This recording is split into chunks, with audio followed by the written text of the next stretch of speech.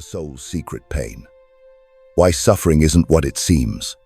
There is a peculiar phenomenon that marks the beginning of every meaningful transformation in the human psyche. It is not joy, nor enlightenment, nor peace, but suffering. Deep, suffocating, almost unbearable suffering. And yet, paradoxically, this agony is not the enemy. It is a harbinger, a hidden invitation. The unconscious, in its mysterious wisdom, does not wound us to destroy us, but to awaken something ancient and forgotten within us. When a man or woman experiences profound pain, be it emotional, spiritual, or existential, there is often a temptation to interpret it solely as a symptom of failure, weakness, or misfortune. But this is a surface-level understanding, a rationalization that serves to keep us blind to the deeper reality. Pain, from the Jungian perspective, is a message, a coded transmission from the depths of the unconscious, signaling that something essential has been denied, repressed, or unlived. In my clinical experience, I found again and again that those who were tormented by neurosis were not simply ill in the medical sense. They were estranged from the self. Their suffering pointed not to a random defect, but to a psychic imbalance, a loss of inner harmony. This is why I say, neurosis is always a substitute for legitimate suffering.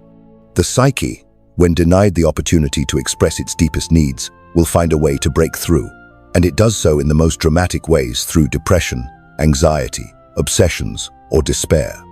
But here lies the key. To merely eliminate suffering is to silence the soul.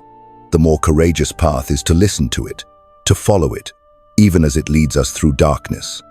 The underworld of the psyche place where the shadow dwells is terrifying, yes, but it is also sacred. In myth, heroes descend into hell not to be destroyed but to be reborn. And so it is with us. The pain you feel is not random. It is your psyche screaming for reintegration. What most modern men and women do not understand is that suffering, when approached consciously, becomes a vessel of meaning.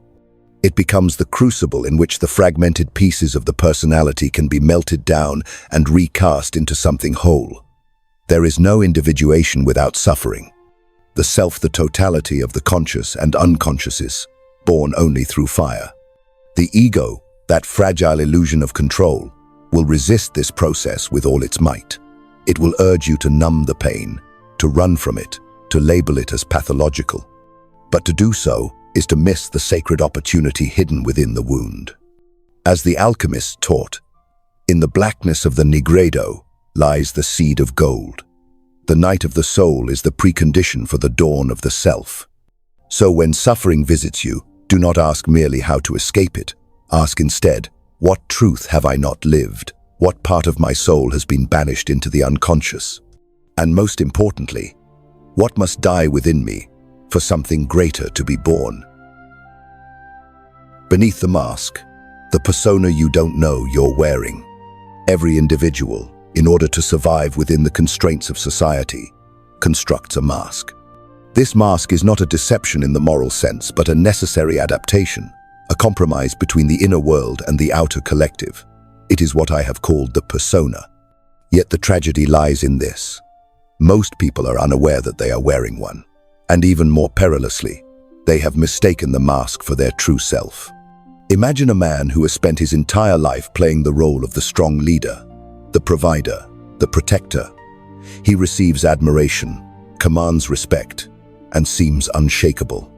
Yet, in the quiet hours of the night, when no one is watching, he feels hollow, tormented by anxieties he dares not confess, even to himself. Why? Because the image he has projected to the world, his persona, has become a prison. The authentic self, vulnerable and rich with nuance, has been locked away in the unconscious.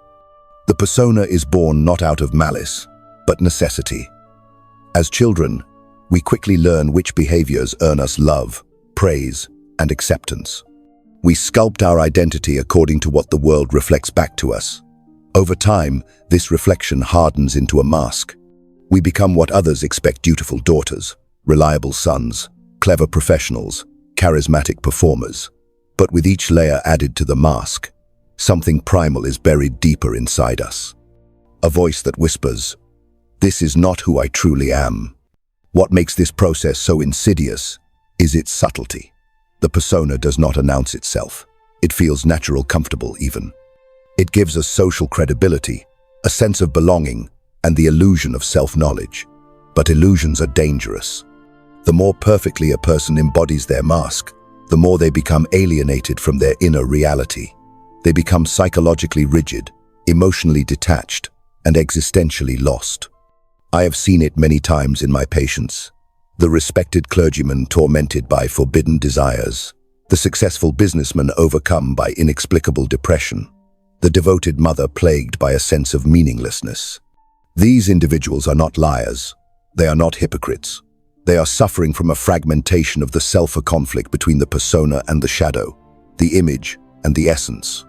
The danger of the persona lies not in its existence, but in its tyranny. It must be worn lightly like a cloak, not a skin. The journey of individuation demands that we confront the mask, question its origin, and dare to take it off. But doing so is not easy. It feels like death. For the ego, shedding the persona is a kind of annihilation. Who am I, if not the image I have spent my life projecting? And yet, it is only in this death that the true life begins. Only by descending beneath the mask can we encounter the living soul, the self, vast and mysterious. The self is not interested in appearances.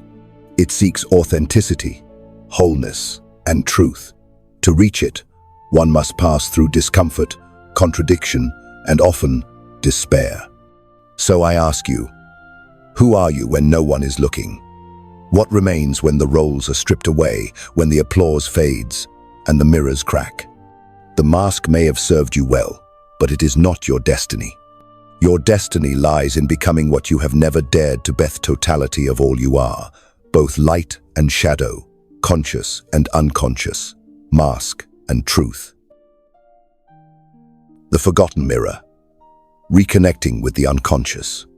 There is a mirror we once gazed into as children before language took hold, before society taught us who we should be. In that mirror, we saw not only our face, but our soul. That mirror was the unconscious. But as the years passed, we turned away from it, not deliberately. No, forgetting is a slow erosion, not a sudden act. Yet now, in the quiet corners of your life, you might sense it again. The forgotten mirror. Dust-covered, cracked at the edges, but still reflecting something deeply alive, something waiting. The unconscious is not just a repository of repressed desires or chaotic thoughts, as some have simplistically claimed. It is the other half of the psyche, the dark, fertile soil from which all conscious life arises. It is the womb of intuition, the birthplace of dreams, the keeper of ancient memories and symbolic truths. To ignore it is to live only half a life. To reconnect with it, however, is to step into the full mystery of your being. But here is the paradox. The unconscious is not passive. It does not wait politely for your attention. It calls out in symbols. It disturbs your sleep. It erupts in anxiety, addiction, projection, and compulsion when ignored. It is the dream that won't leave you, the fear you can't explain, the yearning that makes no rational sense. These are its voices. And though they may frighten you, they are invitations, not threats. Many people avoid the unconscious because they believe it is irrational, even dangerous. And yes, it is not ruled by logic, but neither is the soul. The unconscious speaks in a forgotten language, myth, archetype, metaphor, image. It doesn't answer to reason. It speaks to something deeper, something eternal. When a man dreams of a serpent coiling in the roots of a tree, when a woman sees herself drowning in endless water, these are not meaningless illusions. These are messages from the depths. The serpent may be the libido, or the fear of transformation. The water may be the longing to dissolve the ego and reunite with the self. But only by entering into dialogue with these symbols can their meaning be revealed. Reconnection with the unconscious requires humility. It is not a realm we conquer, but one we learn to navigate. It requires listening, not with the ears, but with the soul. We must become dreamers again. Artists, philosophers of the night. We must step out of the light of certainty and wander into the twilight of mystery. The unconscious is not merely personality, is also collective. In its depths lies what I call the collective unconscious, a vast sea of archetypes shared by all humanity. To reconnect with this is to discover that we are not alone, that our struggles, fears, and hopes have been lived by countless souls before us, and that within us lies the wisdom of centuries, encoded in the symbols we carry. So I urge you, look again into the forgotten mirror, sit with your dreams, watch your fantasies, trace your emotional reactions back to their origin. Don't explain them away, dialogue with them. Let them speak. Let the unconscious reveal what your conscious mind has buried. For in that mirror lies your wholeness, your completeness, not the polished surface of your persona, but the raw, unfiltered truth of your being. And though it may show you shadows, it will also show you light that you have never known, because it comes not from the world outside, but from the depths within. The persona's prison, breaking free from the mask. At some point in life, sometimes early, sometimes much later, we come to realize that the person we present to the world is not who we truly are. This realization creeps in like a slow fog, unsettling and inescapable. We smile when we wish to scream. We agree when we feel resistance. We play the part that society has written for us, perfectly rehearsed, painfully hollow. And then it hits us, this role we play is not the self. It is a mask, a clever disguise, the persona. The persona, you see, is a necessity. It is the social face, the armor we wear to function in the collective world. It is how we adapt to expectations, fit into systems, and survive the harsh judgments of others. But what begins as adaptation easily becomes entrapment. The mask fuses with the face.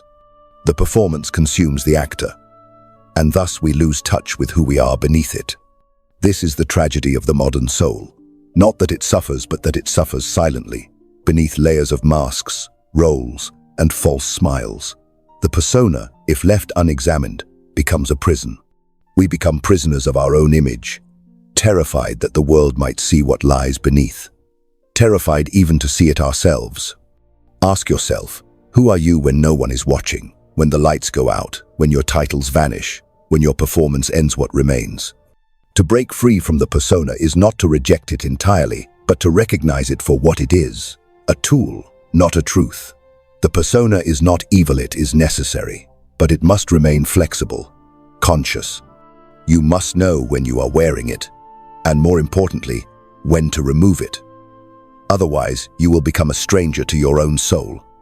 The process of individuation, the path to becoming whole, demands this confrontation. We must tear off the mask, even if it wounds us. We must dare to be seen, not as we should be, but as we are. This is no small task. The persona is comfortable, safe, even beloved. It gives us praise, status, identity. To remove it feels like death. And in a way, it is, the death of illusion. But what comes after is rebirth. When you begin to loosen the persona, you will feel exposed, raw, vulnerable. You may even feel lost. Who are you, if not the teacher, the artist, the good daughter, the loyal friend? These are roles, not identities. Beneath them lies the self-spontaneous, instinctive, creative, shadowed, and divine. And yes, the shadow will rise. For it is the persona that keeps the shadow at bay, suppressing all that does not fit the social ideal: anger, envy, lust, ambition. But remember, what we repress does not disappear. It waits. And when the mask slips, it returns with force. This confrontation is painful, but it is the beginning of truth. To break free from the persona is to reclaim your depth, to reawaken your soul. You will begin to feel again, not just perform. You will create, not to impress, but to express. You will love, not to be needed, but to be real. So, I ask you, are you ready to unmask? Are you willing to disappoint others to find yourself? To be misunderstood, even rejected, for the sake of authenticity? For once you begin this journey, you cannot return to sleep. The mask, once removed, no longer fits. and you will taste something far more precious than approval freedom. Descent into the shadow, confronting the monster within. There comes a time in every soul's journey when the path no longer leads upward, but downward into darkness, silence, and terrifying solitude. This descent is not a detour. It is the very essence of transformation. It is the moment we stop seeking light outside ourselves and begin the most perilous task of all, turning inward to face the shadow. The shadow, dear reader, is the hidden twin of the persona. While the mask presents what is acceptable to the world, the shadow conceals all that is denied, rejected, and repressed. It is everything you do not wish to be but are. The rage you suppress, the envy you deny, the desires you hide, the fears you pretend don't exist, they live here, in the subterranean vault of your unconscious, breathing, growing, waiting. The modern world teaches us to avoid discomfort, to stay positive, to think happy thoughts and keep smiling. But such a philosophy, though comforting on the surface, is poisonous to the soul. What is ignored does not disappear. What is buried is not dead. It festers. The shadow, denied, gains power. And when we refuse to meet it consciously, it meets us in our dreams, our relationships, our outbursts, our illnesses.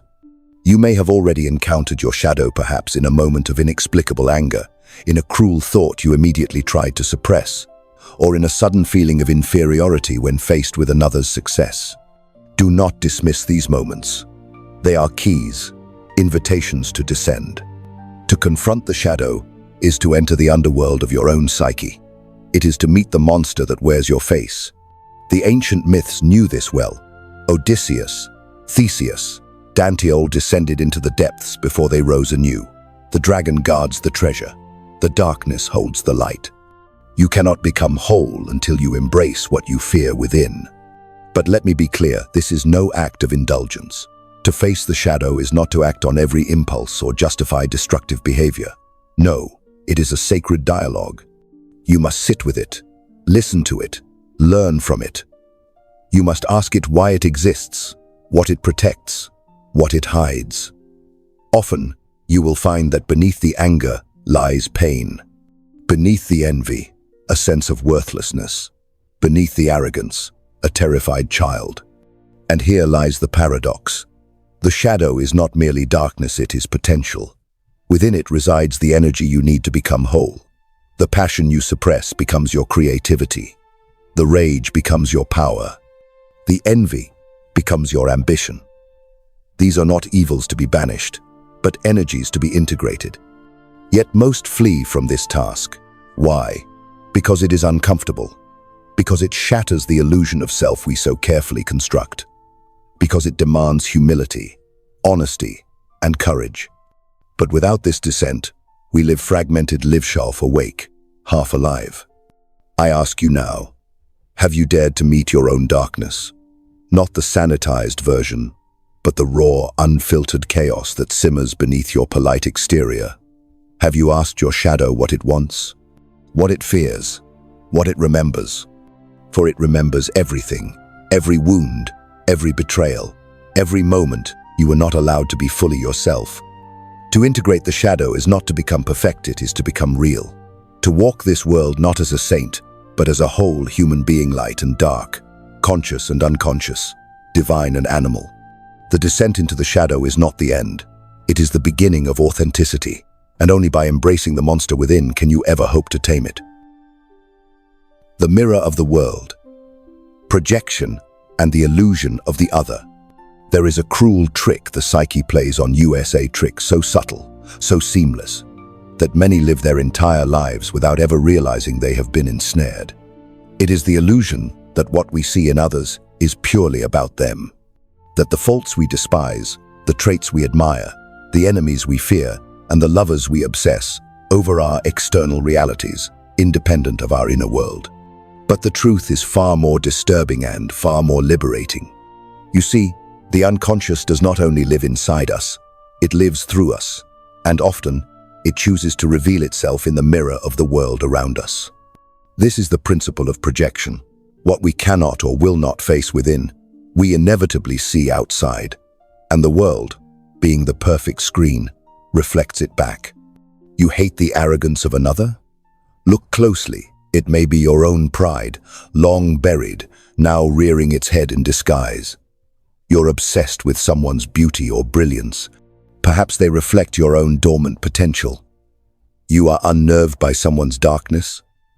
Maybe it is the echo of your own unacknowledged shadow. And here lies the tragedy. The more unconscious you are of your projections, the more controlled by them you become. We fall in love with our projections. We go to war with them. We build entire religions and political ideologies upon them. We judge others not as they are, but as our wounds and longings demand them to be. And until we withdraw these projections, until we reclaim them as our own, we remain trapped in a hall of mirrors, mistaking reflection for reality. The world becomes a battlefield of ghosts, phantoms born not from truth, but from our refusal to look inward.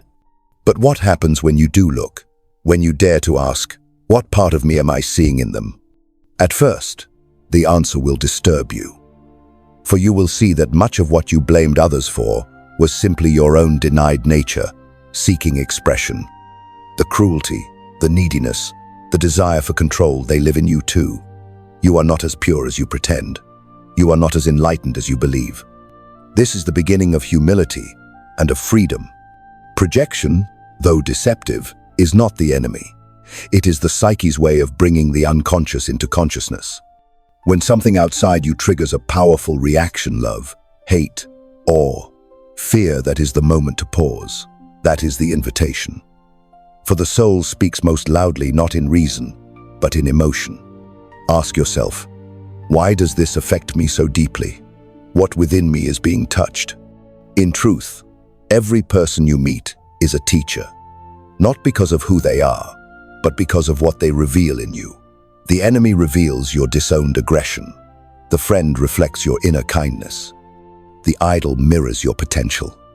The betrayer exposes your trust wounds. All are mirrors. All are messengers. To withdraw projections is not to become cold or detached. It is to see others more clearly and yourself more honestly. It is to step out of the dream of illusion and into the lucid state of awareness. No longer controlled by shadows you mistake for people, you begin to relate from authenticity, not fantasy. The world is not merely what it is what you are not yet conscious of being. And so, I ask you, who in your life evokes the strongest reaction? Who do you resent, idealize, or avoid? What if they are not simply them, but you in disguise? Look closer.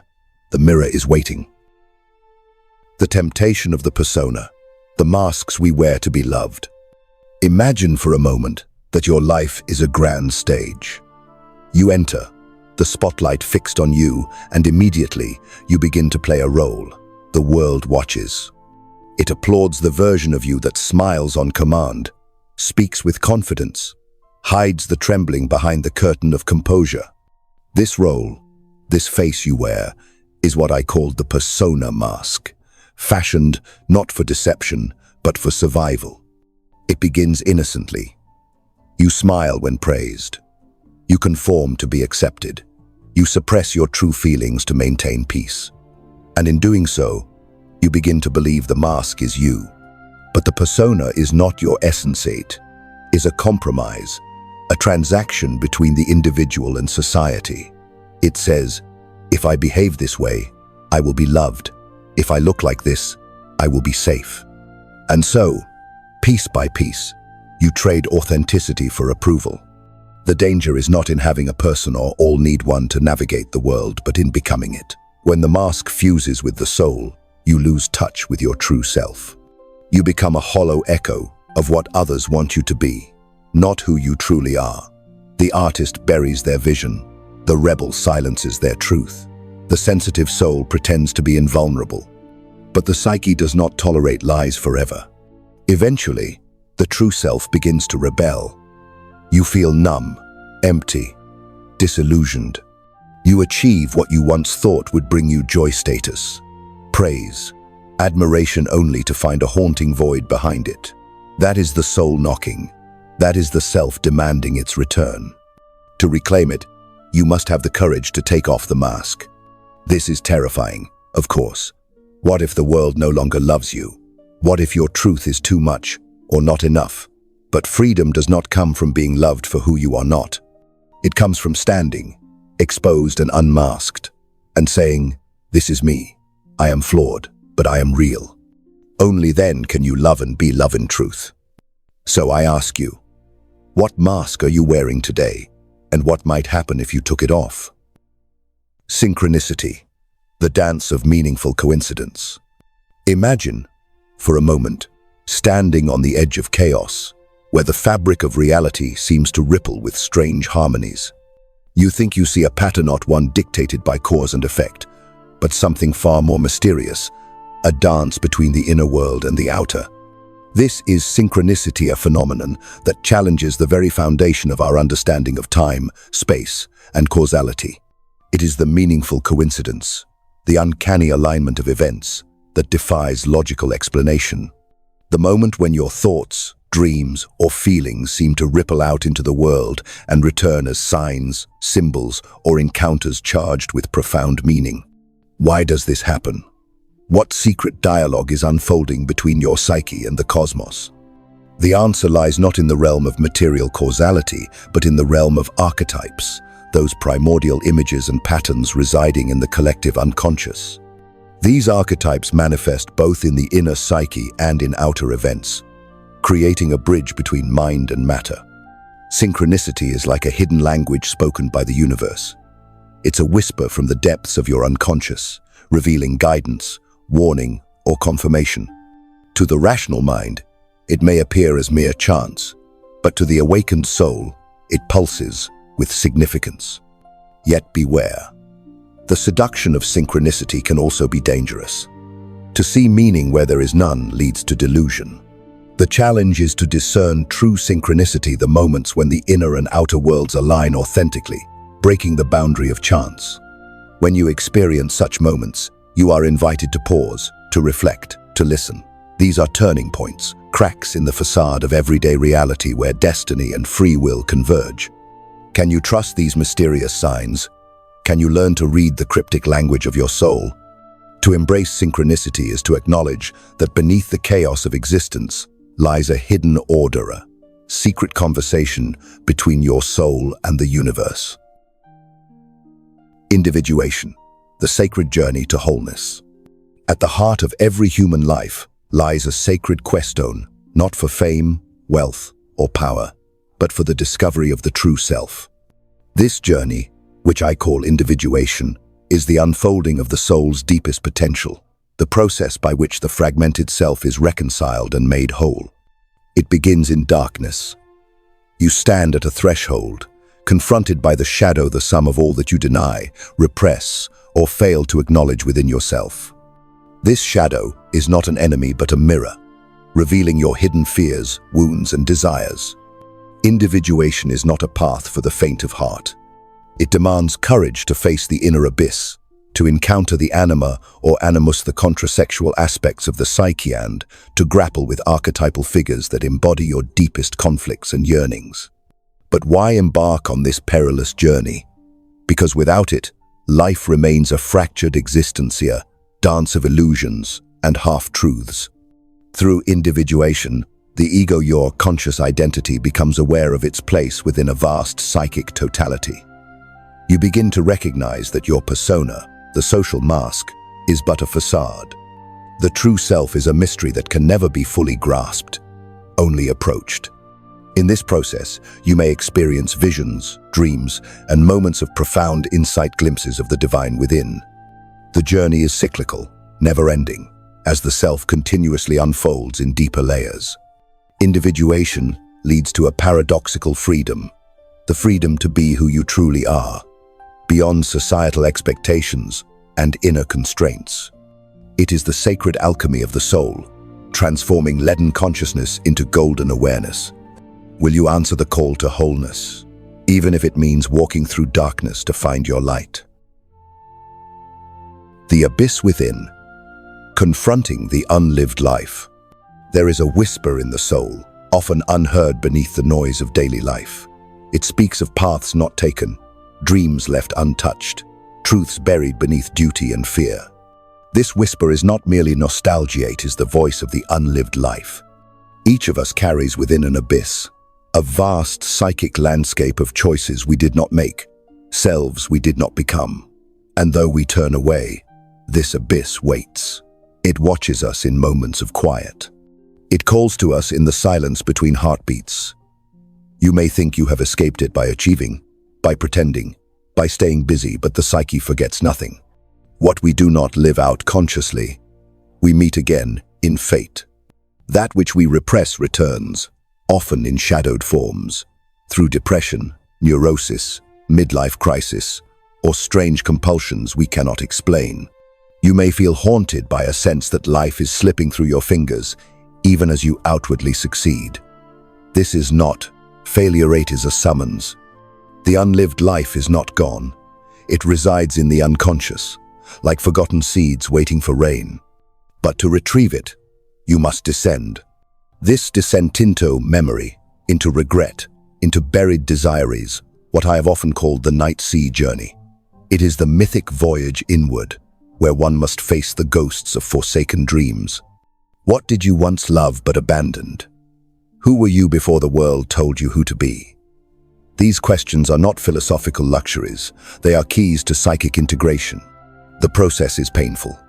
You may mourn the years lost to conformity or fear. You may feel grief for the version of yourself who was never allowed to emerge. But this mourning is sacred. It is the gateway to rebirth.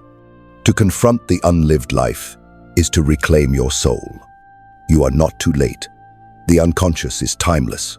What lies dormant can still awaken, but it requires honesty. It requires courage to say, I want more than survival. I want to live fully. And that may demand a rupture, a breaking of old identities, roles, and comfort zones.